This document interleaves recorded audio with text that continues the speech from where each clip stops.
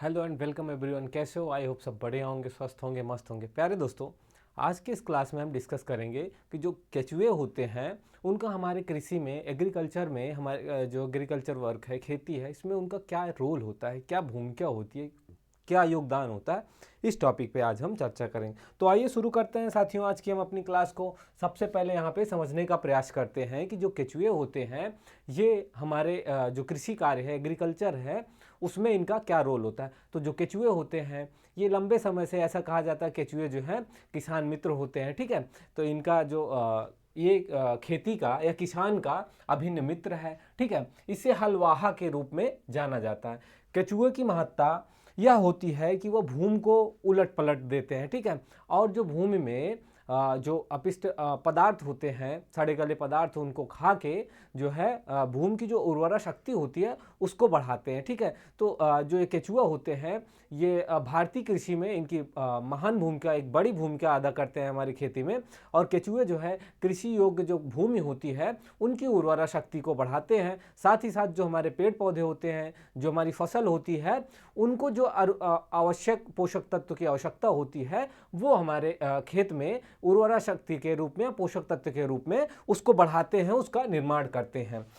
जो केचुए होते हैं ये कृषि योग्य जो भूमि होती है उसका लगभग हर साल लगभग जो है 1 से 5 सेंटीमीटर मोटी सतह का निर्माण करते हैं, ठीक है। जो केचुआ होते हैं ये कृषि योग्य जो भूमि है उसमें हर साल 1 से 5 सेंटीमीटर मोटी सतह जो है भूमि की या फिर मिट्टी की जो अपशिष्ट पदार्थ होते हैं उनको खा के 1 से 5 सेंटीमीटर मोटी जो है तह तैयार कर सकते हैं ये एक साल में केचुए।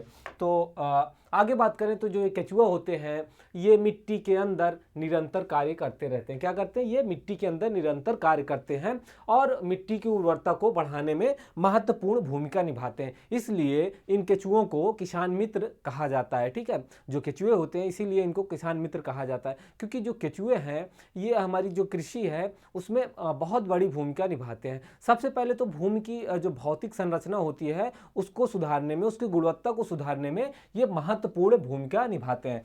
तो आपको समझ आया होगा कि जो केचुआ होते हैं ये कैसे जो है हमारी जो खेती योग्य भूमि होती है उसकी उर्वरा शक्ति को बढ़ाते हैं। अब हम बात करते हैं भूमि की जो भौतिक गुणवत्ता है उसमें किस तरीके से सुधार लाते हैं। तो केचुए जो है भूमि में उपलब्ध जो अवशेष होते हैं, फसल के अवशेष होते हैं, उसको क्या करते हैं? भूमि के अंदर तक ले जाते हैं, ठीक है। क्या करते हैं? मिट्टी की सतह में नीचे जो है ले जाते हैं और सुरंग में इन अवशेषों को खाकर खाद के रूप में परिवर्तित करते हैं, ठीक है। जो अपशिष्ट पदार्थ या फलों के अवशेष जो है भूमि की ऊपरी सतह पे होते हैं, ये केचुए क्या करते हैं? उनको अंदर ले जाते हैं और सुरंग बना के उसी मिट्टी के अंदर ही उसको खा के मल परित्याग करते हैं, जिसकी वजह से जो ये फसल अवशेष होते हैं ये खाद के रूप में परिवर्तित हो जाते हैं, ठीक है। ये क्या करते हैं? इसको खाते हैं और मल परित्याग करते हैं, ठीक है। अपनी विष्ठा ये रात के समय में भूमि की ऊपरी सतह पर क्या करते हैं? छोड़ते हैं, जिससे मिट्टी की वायु संचार क्षमता बढ़ जाती है। क्या होता है? मिट्टी की वायु संचार क्षमता जो है इसकी वजह से बढ़ जाता है। और एक विशेषज्ञ के अनुसार उन्होंने मतलब पता इस पे रिसर्च करी थी कि जो एक केचुआ है लगभग 2 से 250 टन, कितना? 200 से, ठीक है, 200 से लगभग 250 टन, ठीक, 250 टन मिट्टी क्या करते हैं? ये प्रतिवर्ष उलट पलट देते हैं, ठीक है। उलटना पलटने का मतलब मिट्टी की जो ऊपरी सतह होती है उसको नीचे और नीचे की सतह को ऊपर, लगभग ये क्या करते हैं? 2 से 2.5 टन जो है क्या करते हैं? मिट्टी को उलट पलट देते हैं, जिसके फलस्वरूप, ठीक है, 2 से 2.5 टन की बात की है हमने, ठीक है, 2 से 2.5 टन, ठीक। क्या करते हैं? इससे क्या होती है? जो मिट्टी की उर्वरा शक्ति होती है वो बढ़ जाती है और साथ ही साथ जो मिट्टी की सतह है वो भी 1 से 5 सेंटीमीटर मोटी हो जाती है, पर बढ़ जाती है, ठीक। जैविक खाद का उत्पादन, ठीक है, ये केचुओं द्वारा जैविक खाद का उत्पादन भी होता है। कैसे होता है? तो जो वर्मी कंपोस्ट के रूप में केचुआ जो है जैविक खाद का उत्पादन करते हैं। ये जो केचुए हैं, केचुए पौधों के अवशेषों और अन्य जैविक पदार्थों को खाकर वर्मी कंपोस्ट बनाते हैं। जो केचुआ होते हैं ये क्या करते हैं? जो पौधे हैं या फसलों के अवशेष हैं उनको खा के उनको जो है जैविक पदार्थ के रूप में क्या करते हैं? बदलते हैं, ठीक है। तो यह एक जैविक खाद बनाने का एक बेहतरीन बेहतरीन तरीका होता है। इस तरीके में जो है लगभग सारे आवश्यक पोषक तत्व इस वर्मी कंपोस्ट में जो पौधों के लिए आवश्यक पोषक तत्व होते हैं वे सभी पोषक तत्व इसमें विद्यमान रहते हैं या फिर पाए जाते हैं।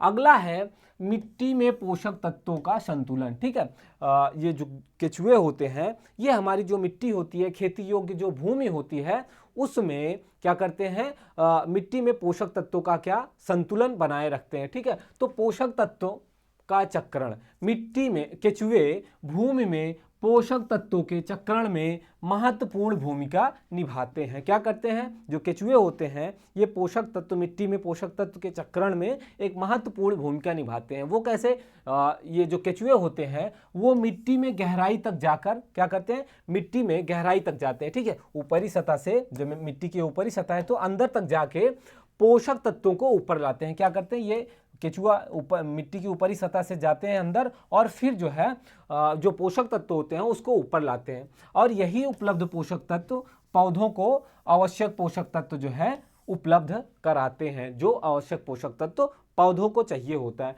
तो जो केचुआ है वो हमारी खेती में उसका बहुत ही बड़ा और बहुत महत्वपूर्ण योगदान है। अब हम बात करते हैं केचुओं के जीवन चक्र व जीवन से संबंधित कुछ जानकारियां। आखिर हम केचुओं के बारे में पढ़ रहे हैं तो यहाँ पे उनके जीवन चक्र के बारे में भी जानना अति आवश्यक है, और इनके जीवन के बारे में तो सबसे पहले हम यह समझते हैं जो केचुआ होता है ये द्विलिंगी होता है। किस तरीके का होता है, द्विलिंगी होता है। जैसा कि द्विलिंगी नाम से आप समझ सकते हैं कि एक ही केचुए के एक ही शरीर में नर और मादा दोनों होते पाए जाते हैं। ठीक है, क्या होता है, एक ही केचुए में एक तरफ जो है नर और एक तरफ मादा दोनों होते हैं। ठीक है, एक ही शरीर में मेल फीमेल जननांग दोनों पाए जाते हैं। ठीक, तो केचुए की ये सबसे जो है अलग एक उनकी बारे में जानकारी है या फिर उनकी अपनी विशेषता है कि केचुए जो हैं वो द्विलिंगी होते हैं। ठीक है, एक ही शरीर में नर और मादा जननांग दोनों पाए जाते हैं। केचुओं में लगभग 30 से 45 दिन जो केचुआ होते हैं ये 30 से 45 दिन में क्या होते हैं, एडल्ट हो जाते हैं, यानी बड़े हो जाते हैं। ठीक है, और प्रजनन करने लगते हैं। ठीक, केचुए लगभग 30 से 45 दिन की अवस्था होने पर क्या होते हैं, ये एडल्ट हो जाते हैं और प्रजनन करने लगते हैं। एक केचुआ जो है वो लगभग 17 से 25 कोक्यून बनाता है, और एक कोक्यून से औसत 3 केचुओं का जन्म होता है। देखिए, एक केचुआ जो है वो 17 से कितना दोस्तों, 17 से 25 कोकून बनाता है। ठीक, और एक कोकून से कितना होता है, एक कोकून से लगभग 3। ठीक है, लगभग औसतन जो है 3 केचुओं का जन्म होता है। केचुओं में देखने तथा सुनने के लिए कोई भी अंग नहीं होता है, यानी कि केचुओं के पास आंख कान नहीं होते हैं। केचुओं के शरीर में देखने और सुनने जैसी कोई भी अंग नहीं होते हैं। ये प्रकाश के प्रति संवेदनशील होते हैं और इनका शीघ्रता से एहसास कर लेते हैं कि जो टेम्परेचर है यानी जो लाइट है, प्रकाश है, उसके प्रति संवेदनशील होते हैं और ये जल्दी से पहचान कर लेते हैं या एहसास कर लेते हैं कि यहाँ पे प्रकाश है। केचुआ एक दिन में अपने भार का लगभग 5 गुना कचरा खाता है। जो केचुए होते हैं ये एक दिन में लगभग क्या करते हैं, अपनी शरीर का, मान लीजिए एक केचुए का वेट जो है 1 ग्राम, ठीक है, 1 ग्राम हम मानते हैं, ठीक है, तो वो पूरे दिन में कितना अपने शरीर का, इनका जो शरीर का वेट 1 ग्राम है तो ये लगभग 5 ग्राम, ठीक है, एक दिन में। हम एक उदाहरण के हिसाब से आपको समझा रहे हैं हम कि ये अपने शरीर का लगभग 5 गुना कचरा एक दिन में खाते हैं। और 1 किलो केचुओं में 1000 केचुओं की संख्या होती है। अगर हम तौल की बात की जाए तो तौल करते हैं तो 1 किलो में लगभग 1000 केचुओं की संख्या होती है और 4 से 5 किलोग्राम कचरा प्रतिदिन खा सकते हैं। अगर 1 किलो केचुआ, ठीक है, 1 केजी केचुआ लेते हैं, ठीक, 1 केजी केचुआ लेते हैं तो लगभग वो 4 से 5, ठीक है, 4 से 5 केजी प्रतिदिन वो कचरा खा जाते हैं। ठीक, आगे बात करें तो केचुओं के शरीर में लगभग 85% पानी होता है। ठीक, पहले तो देखा आपने कि केचुओं की विशेषता कि केचुए जो है द्विलिंगी होते हैं, एक ही शरीर में नर और मादा दोनों होते हैं। उसके बाद जो केचुआ होता है वो लगभग 24 घंटे में अपने शरीर का लगभग 5 गुना कचरा खा सकता है, ठीक है, उसको खाद में परिवर्तित कर सकता है। आगे जो इंटरेस्टिंग पॉइंट है कि केचुओं का जो शरीर है उसमें लगभग 85% पानी पाया जाता है। ठीक है, क्या होता है, 85% तक केचुओं के शरीर में पानी पाया जाता है और श्वसन एवं उत्सर्जन का कार्य पूरा करता है। ठीक है, यह जो शरीर है इनका श्वसन और उत्सर्जन का कार्य करता है। कार्बनिक पदार्थ खाने वाले केचुओं का रंग मसल होता है, जबकि मिट्टी खाने वाले केचुओं का रंग रंगहीन होता है। जैसा कि हमने पिछली क्लास में डिस्कस किया था कि केचुए दो प्रकार के होते हैं। ठीक है, तो जो केचुआ खाने वाले कार्बनिक पदार्थ खाने वाले अलग केचुए होते हैं, कुछ केचुए ऐसे होते हैं जो मिट्टी को खाते हैं। अब बात करें, एक केचुआ एक साल में अनुकूल परिस्थिति होने पर लगभग 5000 से 7000 केचुए प्रजनित कर सकते हैं। ठीक है, एक केचुए की बात की जा रही है एक साल में। जैसा कि ये जो केचुआ होते हैं ये लगभग 30 से 45 दिन में एडल्ट हो जाते हैं। ठीक है, और ये 17 से 25 कोकून एक दिन में बनाते हैं। ठीक है, और उसके बाद एक कोकून से, ठीक है, एक कोकून से लगभग 3 केचुओं का जन्म होता है। तो इस हिसाब से ये एक वर्ष में लगभग 5 से 7000 केचुआ प्रजनित करते हैं। केचुओं का रंग भूरा और विशेष पिगमेंट पोरफायरिंग के कारण होता है। जो केचुए होते हैं इनका जो भूरा रंग दिखाई देता है उसे एक विशेष पिगमेंट होता है जिसे क्या कहते हैं, पोरफायरिंग कहते हैं। पोरफायरिंग के कारण जो है इनका रंग भूरा रंग दिखाई देता है। आगे हम बात करते हैं केचुओं के वर्गीकरण के बारे में। वो थी हम बात किए थे वहाँ पे केचुओं के जीवन से संबंधित कुछ बातें और केचुओं का क्या योगदान है हमारी कृषि में, हमने उस पर चर्चा की। अब हम बात करेंगे जो केचुए होते हैं इनका वर्गीकरण। ठीक है, केचुओं के वर्गीकरण, तो इनका वर्गीकरण सबसे पहले हम क्या करते हैं, भोजन की प्रकृति के आधार पर केचुए दो प्रकार के होते हैं। ठीक है, भोजन की केचुए दो प्रकार के होते हैं, जैसे कि हमने पहले भी अभी चर्चा की कि केचुआ जो है एक होता है कार्बनिक पदार्थ खाने वाला, एक होता है मिट्टी खाने वाला। तो वर्गीकरण में हमने दो प्रकार के केचुओं को समझा कि केचुए जो है दो प्रकार के होते हैं। ठीक है, तो पहला जो है कार्बनिक पदार्थ खाने वाले केचुए, ठीक, हम इस पे चर्चा करते हैं। तो इस वर्ग के जो केचुए होते हैं वो क्या करते हैं, केवल सड़े गले कार्बनिक पदार्थ को खाना पसंद करते हैं। देखिए, केचुए दो प्रकार के होते हैं, एक होते हैं मिट्टी को खाने वाले और एक होते हैं कार्बनिक पदार्थ को खाने वाले। तो हम बात कर रहे हैं कार्बनिक पदार्थ खाने वाले केचुओं की। तो कार्बनिक पदार्थ खाने जो सड़े गले कार्बनिक पदार्थ होते हैं उनको खाते हैं। ठीक है, और खाना पसंद करते हैं। इन्हें खाद बनाने वाले केचुआ कहते हैं और इस वर्ग के केचुओं में वर्मी कंपोस्ट बनाने के काम में लिए जाते हैं। ठीक है, जो कार्बनिक पदार्थ खाते हैं जो केचुए, उन्हीं केचुओं को हम वर्मी कंपोस्ट खाद बनाने के लिए उपयोग करते हैं या काम में लाते हैं। ठीक है, तो जब अगर हम वर्मी कंपोस्ट बना रहे हैं तो उसमें भी हमको इस चीज़ का ध्यान रखना होगा कि जो केचुए होते हैं कौन कार्बनिक पदार्थ खाने वाले होते हैं और कौन मिट्टी खाने वाले होते हैं। ठीक है, तो सबसे ज़्यादा जो है कार्बनिक पदार्थ खाने वाले केचुए जो खाद बनाते हैं वर्मी कंपोस्ट, उनका उपयोग। इस वर्ग में दो रूप से, एक आइसिनिया फोटिडा और यूड्रिलस यूजेनी, ठीक है, दो प्रकार की प्रजातियां मुख्य होती हैं। ठीक है, कौन से, जो कार्बनिक खाद मतलब कार्बनिक पदार्थ खाने वाले केचुए होते हैं उनमें भी दो मुख्य प्रजातियां होती हैं, दो मुख्य रूप से केचुए होते हैं, केचुओं की प्रजातियां। आगे बात कर रहे हैं मिट्टी खाने वाले की। तो इस वर्ग के केचुए मुख्यतः मिट्टी को खाते हैं। ठीक है, इन्हें ह्यूमस फीडर कहते हैं या फिर हलवाहे भी कहते हैं। इस वर्ग के केचुए अधिकांश मिट्टी की गहराई में सुरंग बनाकर रहते हैं और ये वर्मी कंपोस्ट बनाने के लिए उपयुक्त नहीं होते हैं, किंतु ये खेत की जुताई करने में इनकी महत्वपूर्ण भूमिका होती है। अब यहाँ पे हम समझते हैं कि जो मिट्टी खाने वाले केचुए होते हैं एक्चुअल में इनका कार्य क्या होता है। तो जो मिट्टी खाने वाले केचुए होते हैं ये जमीन के अंदर मिट्टी की जो ऊपरी सतह होती है उसके अंदर जो है रहते हैं और नीचे से क्या करते हैं, मिट्टी को खाते हैं और फिर जो है मिट्टी का उलट पलट करते हैं, नीचे से खाते हैं और रात्रि के समय में उसको ऊपर मिट्टी की ऊपरी सतह पे छोड़ देते हैं। ठीक है, आपने बहुत जगह देखा होगा जहाँ पे नमी होती है खेतों में, खेतों की मेड़ों पर कुछ जहाँ केचुए होते हैं वहाँ पे कुछ ऐसा जो है एक पेड़ी नुमा बना रहता है। ठीक है, तो उसमें क्या होता है, ये केचुए जो है सुरंग बना के इसके अंदर मिट्टी के अंदर चले जाते हैं और फिर यही जो मिट्टी है नीचे की मिट्टी ला के भूमि की ऊपरी सतह पे ऐसे कुछ इस टाइप का बना रहता है, आपने देखा होगा,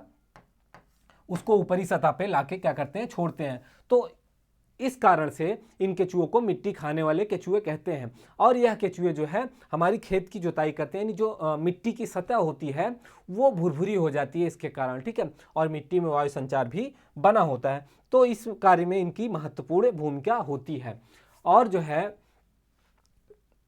इन केचुओं को तीनों वर्ग में बांटा गया है, ठीक है, या 3 वर्गों में बांटा जा सकता है। पहला है एपिजेइक। ये क्या होता है? तो इस वर्ग में आने वाले जो केचुए होते हैं ये भूमि की ऊपरी सतह पर पाए जाते हैं। क्या होते हैं? एपिजेइक जो होते हैं ये केचुए भूमि की ऊपरी सतह पर पाए जाते हैं, और भूमि की जो ऊपरी सतह पर सड़े गले कूड़े करकट के ढेर आदि जो रहते हैं उसे कार्बनिक पदार्थ का जो है कार्बनिक पदार्थ को खाते हैं और वर्मी कंपोस्ट के रूप में उपयुक्त माना गया है। और इस वर्ग के केचुओं को सतही केचुआ भी कहा जाता है। आगे हम बात करें, इस वर्ग में जो है मुख्यतः आइसिनिया फोटिडा एवं यूड्रिलस यूजेनी प्रजातियां आती हैं। इंडोजेइक, इस वर्ग के केचुए भूमि की निचली परत में रहना और भोजन के रूप में मिट्टी को खाना पसंद करते हैं। ये प्रकाश के संपर्क में नहीं आते हैं। ये केचुए भूमि के अंदर सुरंग बना के रहते हैं, मिट्टी को खाते हैं और रात्रि के समय में वही मिट्टी भूमि की ऊपरी सतह पर छोड़ देते हैं। ये प्रकाश के संपर्क में यानी लाइट में नहीं आते हैं। इस वर्ग के केचुए आकार में मोटे एवं रंगहीन होते हैं, ठीक है। इंडोजैक जो केचुए होते हैं इनकी शरीर जो है वो देखने में मोटी और ये दिखने में रंगहीन होते हैं। और ये केचुए जो है कंपोस्ट खाद बनाने के कार्य में नहीं उपयोग किए जाते हैं, और जो है इनका उपयोग सिर्फ भूमि की एक तरह से जुताई करने में या भूमि को भुरभुरा बनाने के लिए किया जाता है। और ये जो है मिट्टी को भूमि की निचली सतह पे जाते हैं, मिट्टी को खा के ऊपरी सतह पे छोड़ते हैं, जिससे भूमि में वायु संचार जो है अच्छे से बना रहता है। आगे बात करें केचुओं, इन्हें खेती का केचुआ कहते हैं या फिर कृषक मित्र, किसान मित्र, हलवाहे के रूप में जाना जाता है। इस वर्ग के केचुओं का जीवन काल, प्रजनन दर बहुत कम होती है, ठीक है। क्या होता है? जो इस वर्ग के केचुए होते हैं इनका प्रजनन और जो है वृद्धि क्या कहते हैं, जीवन काल जो है वो बहुत ही कम होता है। अब बात करें एसेनिक का, तो इस वर्ग के केचुए भूमि में ऊपर से नीचे की ओर सुरंग बना के रहते हैं। क्या करते हैं? भूमि में ऊपर से नीचे की ओर क्या करते हैं, सतह सुरंग बना के रहते हैं, ठीक है। इन्हें डीप ब्रोवर एवं किसान मित्र कहा जाता है। भोजन के लिए ये भूमि की सतह पे आते हैं, ठीक है। देखिए कुछ केचुए क्या होते हैं, भोजन के लिए भूमि की निचली सतह पे जाते हैं, लेकिन जो एसेनिक है ये प्रजाति क्या है कि ये भोजन के लिए क्या करते हैं, भूमि की सतह पे ऊपर आते हैं और भोजन को अपने साथ सुरंग में ले जाकर उसी का भक्षण करते हैं, और ये सुरंग में अपिष्ट पदार्थों का उत्सर्जन करते हैं। इस वर्ग में लेम्पिटोमोरिट नामक प्रजाति मुख्य है, ठीक। आगे हम बात करें केचुओं की कुछ महत्वपूर्ण प्रजातियों की विशेषताएं। जो केचुए हैं उनकी क्या विशेषताएं होती हैं, तो केचुओं की कुछ महत्वपूर्ण विशेषताएं हैं। जैसे भारतीय महाद्वीप में केचुए जो है बनाने हेतु केचुओं की कुछ जो केचुआ खाद है उसको बनाने के लिए कुछ महत्वपूर्ण प्रजातियां हैं, जैसे आसिना फोटिंडा, जिसके बारे में हमने पहले बात की कि इस प्रजाति के केचुए केचुआ खाद बनाने के रूप में ज़्यादातर उपयोग किए जाते हैं। इनका जो है रंग के आधार पे लाल, गुलाबी, बैगनी केचुआ और टाइगर वॉर्म तथा बैंडिंग वॉर्म के नाम से जाना जाता है। बात करें इस केचुआ की, तो ये जो केचुआ है ये 3.5 से 13 सेंटीमीटर लंबे और इनके जो शरीर का व्यास होता है, ठीक है, इनकी लंबाई जो होती है, ऐसे मान लेते हैं इनकी लंबाई ऐसे कुछ, इनके शरीर की जो लंबाई होती है वो 3 से 13.5 होती है, ठीक है। और उसके बाद व्यास की बात की जाए तो ये जो इनके शरीर का व्यास होता है, व्यास ये, ठीक है, वो होता है 3 से 3.5, 3 से 5, ठीक है, 3 से 5 mm का होता है।